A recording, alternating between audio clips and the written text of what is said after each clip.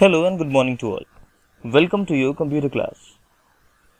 Well, we are discussing the fifth part of our second chapter, that is types of hardware. Till now in this chapter we have discussed about the processing unit, memory or storage and input devices. Today in this part we have to discuss about the output devices, and we also have to focus on monitor for this class only. Now let's begin. Output devices.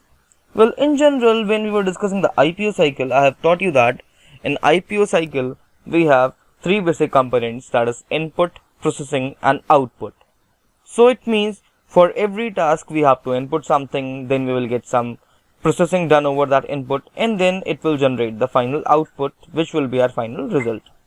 Now, for typing the inputs, we have the input devices like keyboard, mouse and some other scanners. Whereas for processing purpose, we have CPU and our processing chip. Similarly, when this processing is done over that input, we get our processed result.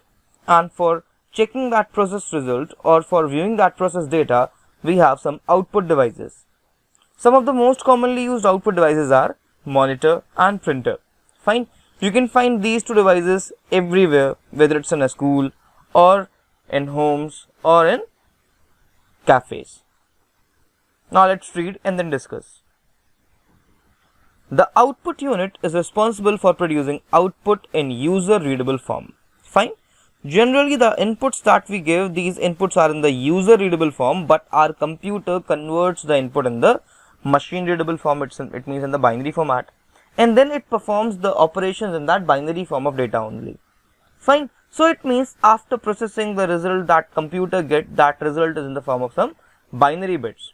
It means that data is not readable by the users.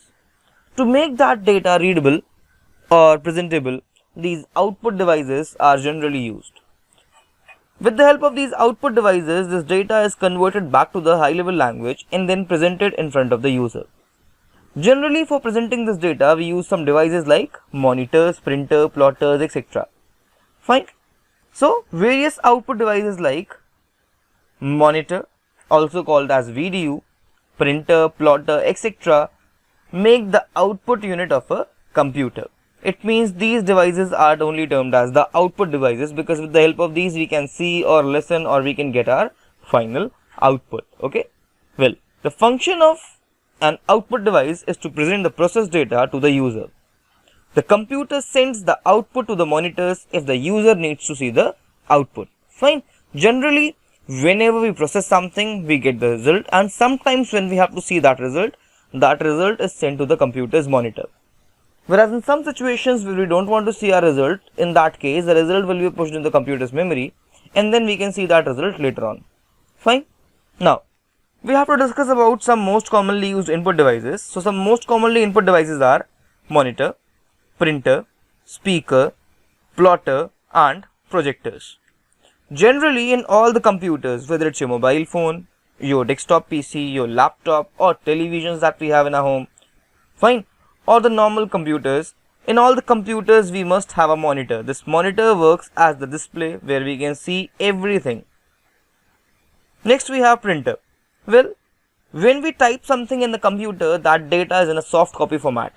It means that data is in a computer copy format which we cannot touch physically. Fine. Now to make that data in a hard copy format or to print that data in a paper, we have to use a printer. Next we have a speaker. Speaker is a device which can generate sound or it can produce some sound which we can hear. Fine. So generally in some of the applications where we want some kind of sound effect, in that case we can use the speakers. Next we have plotters. Well, you all might have seen some banners, posters and some charts. Fine. In all these banners and posters, for printing the banners and posters, we use some special kind of printers. These are very big in size and can be used for this high scale printing. These special printers are termed as plotters. Then at last we have projectors. Well, generally when we have to show something to a big public or to a crowd at the same time, for that case we can use a projector. With the help of a projector, we can deal with multiple number of individuals at the same time and we can present our data to them in a very simple and precise manner. We don't have to use multiple monitors. Generally, with the help of this projectors, we can get a projected quality of our display, which will enhance the video quality. It will zoom everything up so that everyone can see or read that data properly. Well, in this video, we only have to discuss about monitor in detail. We have to discuss about monitor, its types and technologies which are there, which we are using in current scenario. Let's begin now.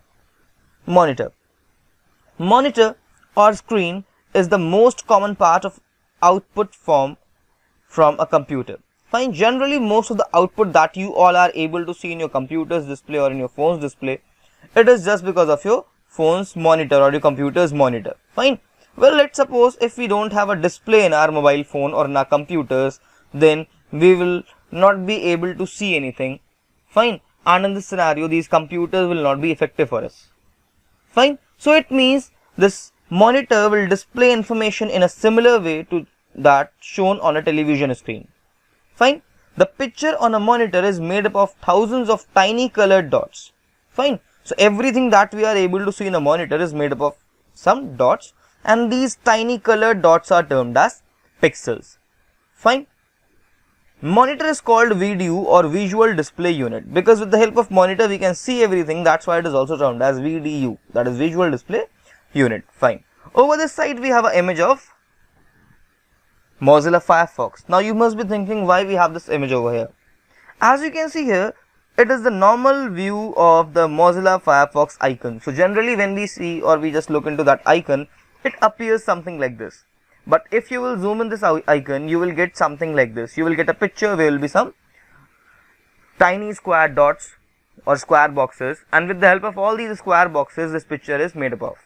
Fine. So all these tiny dots that you are able to see, these square blocks that you are able to see, these square blocks are termed as pixels. Fine. So generally everything in the computer is made with the help of pixels, and because these pixels are very small in size, that's why we cannot differentiate between a square or any curvature. Fine. Now we have to discuss about the types of monitors. Well, generally our computers have 5 types of monitors. Well, we have more also, but we have to discuss only about 5 categories in detail. Fine. For more you can search on Google or you can read from other books also. But in the book that we are following, in that book we only have 5 types of monitors. First one is cathode ray tube, or also termed as CRT monitor. Second is LCD or liquid crystal display. Next is plasma monitor. Then we have touchscreen monitors, and then we have organic light emitting diode or OLED monitors. Well, right now, nowadays we are using these touchscreen monitors everywhere. Fine. These are light in weight and generally embedded with the devices. Well, these touchscreen monitors are a hybrid technology between input and output, because with the help of these monitors we can perform both operations, input as well as the output. Fine. Now we have to discuss about all the monitor categories one by one. Let's start. The first monitor type that we have to discuss is cathode ray tube. This cathode ray tube monitor was the first display or monitor that we have started using with the computers. These monitors generally works on a very simple principle of physics, that is the scattering of light through a light beam. It works on some concepts of electricity and magnetism that you will learn in class 11th or class 12th. Fine. So the CRT works in the same way as a television. It contains an electron gun. Fine. So over here we have an image of electron gun. At the back of the glass tube. Fine. So generally over this side at the back of this television, we have a electron gun. This electron gun generally fires the electrons at group of phosphor dots, which coats the inside of the screen. When the electron strikes the phosphor dots, they glow or give the color. Fine. Now just discuss about we have to discuss about the CRT display. Fine. Generally in the CRT display over here we have a filament. Fine. In this filament some electric current is passed, and when this filament gets hot, it starts emitting some electrons.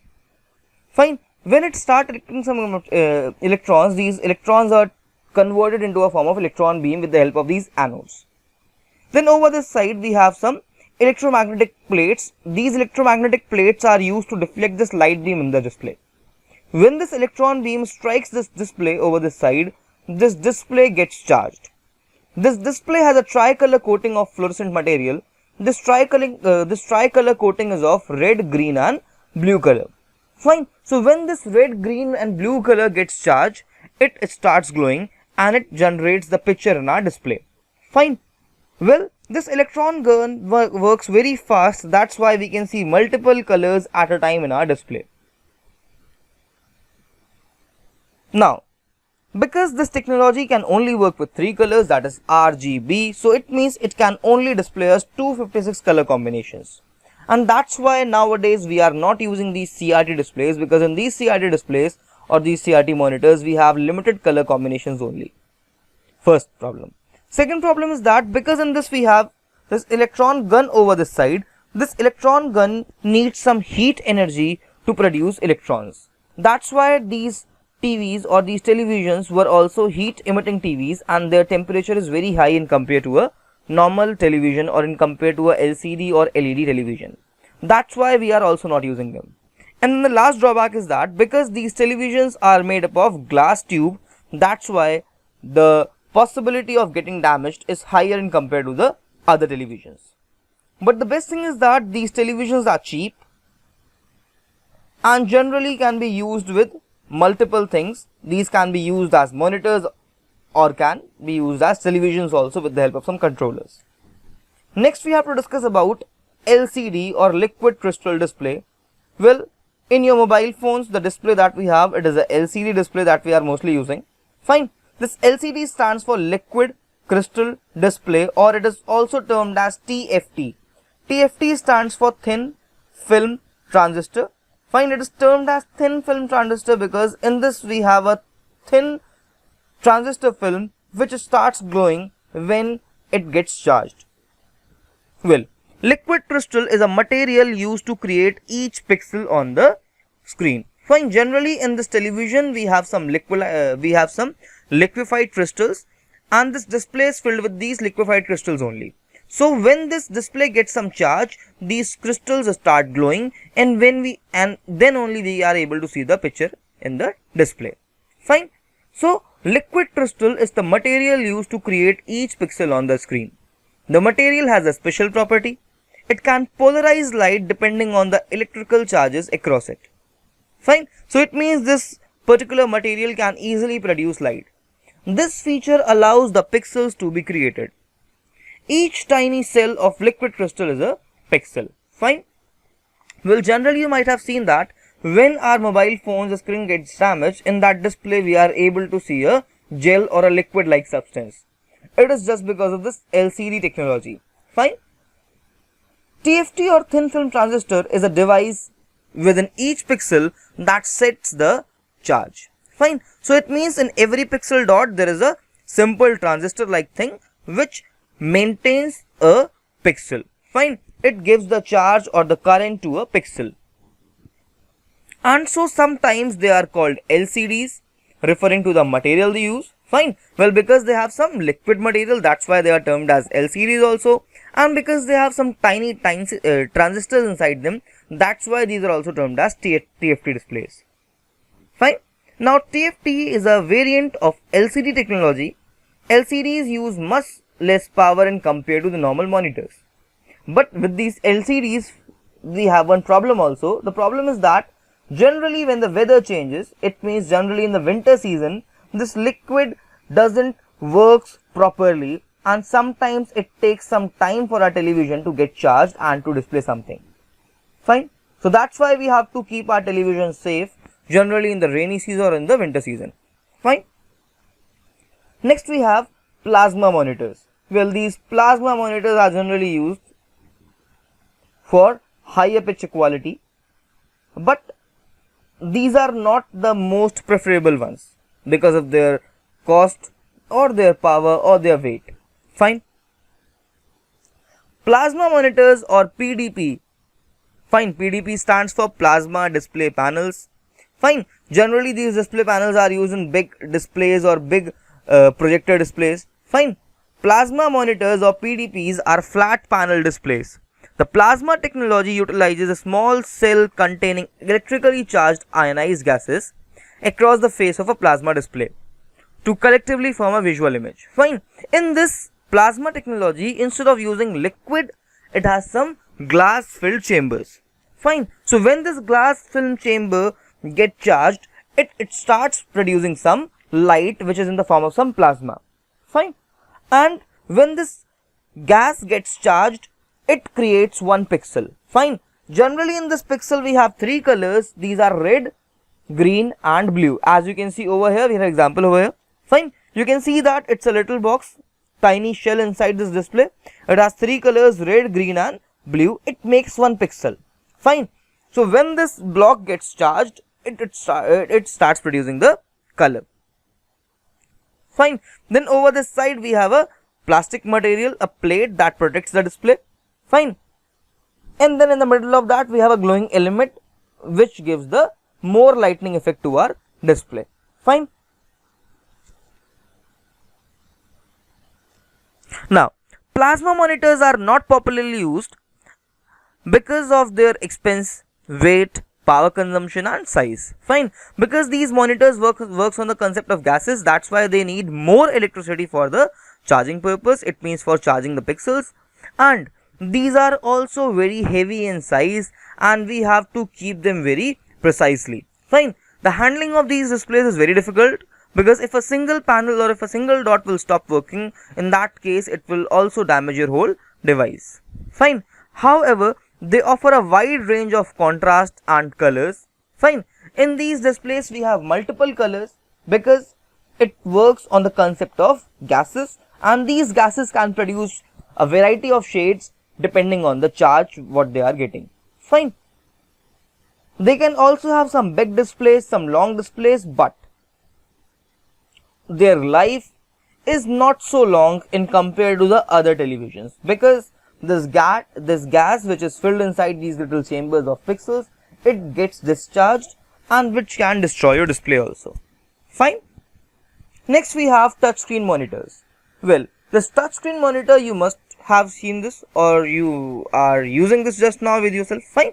So this touchscreen monitor are built by the combining touch sensitive material with a durable but sensitive outer material that protects the monitor from fingers but still allow the monitor to detect where a person is pressing his finger. Touchscreen display are used in tablet PCs, checkout store terminals and smartphones. Fine. Here this checkout store terminal means billing counters. Fine. So it simply means that generally we are using these touchscreen devices.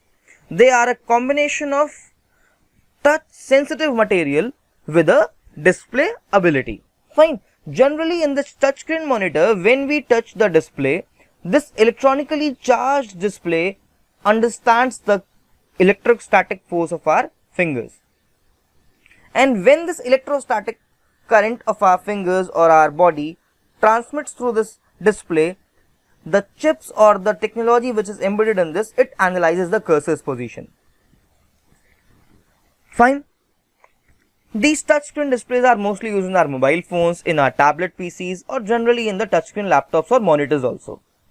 We can mostly see these touchscreen monitors in the shops, malls and banks, generally as a billing counter. Fine. In the billing counters you might have seen a touchscreen monitor or for some information disk.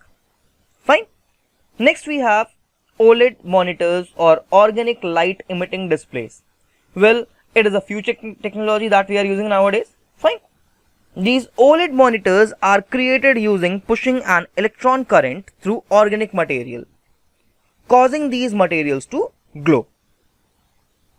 By manipulating the material and the electric current, the glow can be made to be of desired color. Fine. Generally in these OLED televisions or in these OLED monitors, we have various color combinations. It can give you multiple color effects with proper picture quality without reducing the actual image colors. Fine. These monitors are generally used where we want some punchy effect of colors or where we want to feel the reality of the image. Fine. These OLED monitors are generally used for displaying a real time picture quality which is just equivalent to a real image. OLED displays are extremely thin and light and offer the promise of portable, lightweight display that can be worn on things like clothing. Fine. Well, recently we have seen that in YouTube or in some channels they were showing some display. They were showing some displays which were embedded on the shirts or the caps. Fine. So generally these displays were the OLED displays. But this technology is still so new, and the price of OLED monitor is very much in compared to a CRT or a LCD monitor, while the life of the monitor is relatively low. Fine. So that's why we are not using these displays mostly in our homes. But we have one more variant of this OLED monitor that is termed as LED monitors that we are using. Fine. In this video we are not discussing about the LED monitors, but if in case you want to learn about these, you can read about them from the Google. Or you can also comment down in the comment section, and I will try my best to cover that LED technology in the next video. Fine. In this picture you can see that here we have a segment of this OLED monitor. It looks like a fabric which we can wear also. Fine. It's a flexible material which can also work as a monitor, or it can also show some pictures or graphics. So that's all for today. In this class we have only discussed about the monitors. In our next class we will discuss some other output devices with their detailed content. Fine. Thanks for watching. Stay healthy and stay safe, and don't forget to complete your work on time.